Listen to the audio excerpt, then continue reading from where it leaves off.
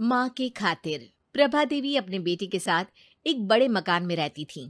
अपने 2 जवान बेटों और पति को खो चुकी प्रभा के पास अब सिर्फ छोटे बेटे गोपाल का ही सहारा था। गोपाल ऑफिस से आते ही माँ के पास बैठ जाता। माँ, दिन में क्या खाया? बेटा, पराठा सब्जी खाई थी, माँ ने बताया। दूध पिया था? गोपाल ने पूछा। अब भूल गई थी बेटा। माँ, ये बहुत गलत बात है। तुम्हारी सेहत गिर रही है और तुम दूध भी नहीं पीती हो। गोपाल नाराजगी व्यक्त करता। अरे, खाने के बाद नींद लग गई थी तो नहीं पी पाई, माँ ने जवाब दिया। अच्छा, अब रात को पी लेना, गोपाल ने कहा। अब उसकी तो मैंने खीर बना दी। तुम्हें खीर बहुत अच्छी लगती है ना? माँ, तुम भी ना बहुत लापरवाही करती हो। च्यवनप्राश खाई थी? अरे, कल च्यवनप्राश खत्म हो गया था ना, इसलिए नहीं खा पाई बेटा। और तुमने कहा भी नहीं। अब कल लेते आना बेटा। ठीक है, कल लेता आऊंगा। ऐसे रोज गोपाल आता, माँ के पास बैठता और फिर खाना खाकर सो जाता।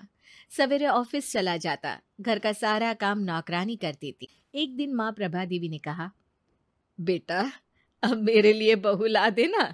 अरे, अभी क्या जल्दी है माँ? बेटा, पोते का मुंह देखने का बहुत मन करता है। प्रभा देवी गंभीर होकर कहती। ठीक है माँ, कर लूंगा, थोड़े दिन और रुक जा। जब भी मैं शादी की बात करती हूँ तुम टाल जाते हो। माँ जब भी ऐसे बात करती तो गोपाल माँ से लिपट जाता। अरे माँ, मैं हूं ना तुम्हारे लिए, तुम बहू की चिंता मत कर, समय आने पर सब हो जाएगा। माँ बेटे लिपट कर खूब प्यार करते। गोपाल का एक दोस्त था मोहन। दोनों साथ साथ पढ़े थे और संयोग से नौकरी भी एक साथ एक ऑफिस में ही लगी। लंच के समय एक दिन मोहन ने गोपाल से पूछा, अरे यार, कभी तुम्हारे किसी रिश्तेदार को तुम्हारे यहाँ आते जाते नहीं देखा? पिताजी के मरने के बाद सारे रिश्तेदारों ने हम लोगों से नाता खत्म कर लिया, गोपाल ने बताया। क्यों? इस समय तकलीफ में रिश्तेदार ही तो काम आते हैं, मोहन ने आश्चर्य से कहा। लेकिन मेरे साथ ऐसा नहीं हुआ। यहाँ तक कि चाचा, जिन्हें पिताजी ने पढ़ाया लिखाया था, उन्होंने भी नाता तोड़ दिया। गोपाल थोड़ा गंभीर हो गया। चाचा जी को तो ऐसा नहीं करना चाहिए था, मोहन ने कहा। अरे चाचा को छोड़ो, बुआ ने भी आना जाना छोड़ दिया। सबको लगता था कि हम लोग उन पर बोझ बन जाएंगे। अब भी नहीं आते जाते क्या? मेरे बड़े होने और नौकरी लग जाने के बाद सभी ने रिश्ता फिर से बनाने की कोशिश की, लेकिन माँ ने मना कर दिया। जब मुसीबत में साथ नहीं थे तो अब क्या रिश्ता रखना? सही किया माँ ने।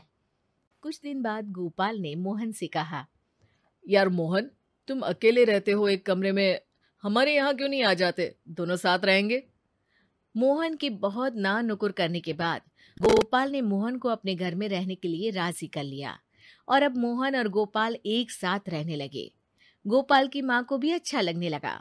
3-4 महीने बाद एक दिन गोपाल ने माँ से कहा, माँ, मेरा 9 महीने के लिए चेन्नई ट्रांसफर हो गया है। अरे बेटा, तुम्हारे बिना मैं कैसे रह पाऊंगी? माँ, मोहन है और नौकरानी भी तो है, तुम्हें कोई तकलीफ नहीं होगी। फिर 10 महीने की ही तो बात है। बेटा, ट्रांसफर रुक नहीं सकता क्या? माँ ने रोते हुए पूछा। नहीं माँ जी, वहां गोपाल के अलावा कोई नहीं जा सकता, क्योंकि वो काम सिर्फ गोपाल ही कर सकता है, मोहन ने माँ को बताया। ये सुनकर माँ रोने लगी थी। फिर एक दिन गोपाल चेन्नई चला गया। मोहन माँ का बहुत ख्याल रखता। नौकरानी दोनों समय आकर खाना बना दिया करती थी और मोहन माँ की हर जरूरत का ध्यान रखता। 1 महीना हो गया, गोपाल की कोई खबर नहीं आई तो माँ ने कहा, मोहन बेटे, गोपाल से बात तो करा दे। जी माँ जी। मोहन ने माँ को फोन दे दिया। कैसे हो बेटा? मैं बिल्कुल ठीक हूँ माँ, तुम चिंता मत करो। हर महीने माँ गोपाल से बात करती और गोपाल हर बार यही कहता, बस माँ, 3 महीने और रुकना पड़ेगा, कुछ काम बाकी है ना। अरे जल्दी आना बेटा, तुझे देखे बहुत दिन हो गए। अरे चिंता मत कर माँ, मोहन है तो। हाँ, मोहन तो मेरा बहुत ध्यान रखता है। इसी बीच 4-5 दिनों के लिए मोहन भी चेन्नई गया था और लौट कर आया तो माँ को यही बताया था कि गोपाल बिल्कुल ठीक है, चिंता की कोई बात नहीं है।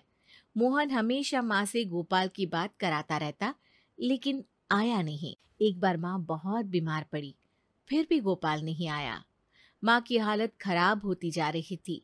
आस पड़ोस के लोग तरह तरह की बातें करते। और ऐसा बेटा भी क्या जो माँ की बीमारी में भी नहीं आए? चेन्नई बहुत दूर है, आने में समय लगता है, फिर सरकारी नौकरी में छुट्टी इतनी जल्दी कहाँ मिलती है। कुछ दिन बीते, माँ की हालत बहुत खराब हो गई और फिर वो मर जाती है। हे भगवान, मोहन कैसा बेटा है गोपाल जो माँ की मौत में भी नहीं आया। फिर जो कहानी मोहन पड़ोसियों को बताता है, उससे सभी हैरान रह जाते हैं। गोपाल को एक लाइलाज बीमारी थी। डॉक्टर ने उसे बता दिया था कि वो कुछ दिनों का ही मेहमान है, लेकिन माँ अपने 2 बेटों को खो चुकी थी, पति भी नहीं थे। अगर गोपाल की ये खबर लगती तो वो जितना जीना था वो भी नहीं जी पाती।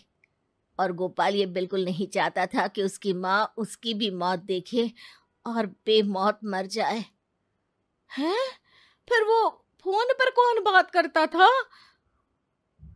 वो रिकॉर्डेड आवाज मुझे दे गया था, जो मैं माँ को सुना देता था। गोपाल की इच्छा अनुसार सारी संपत्ति मोहन ने अनाथालय को दे दी।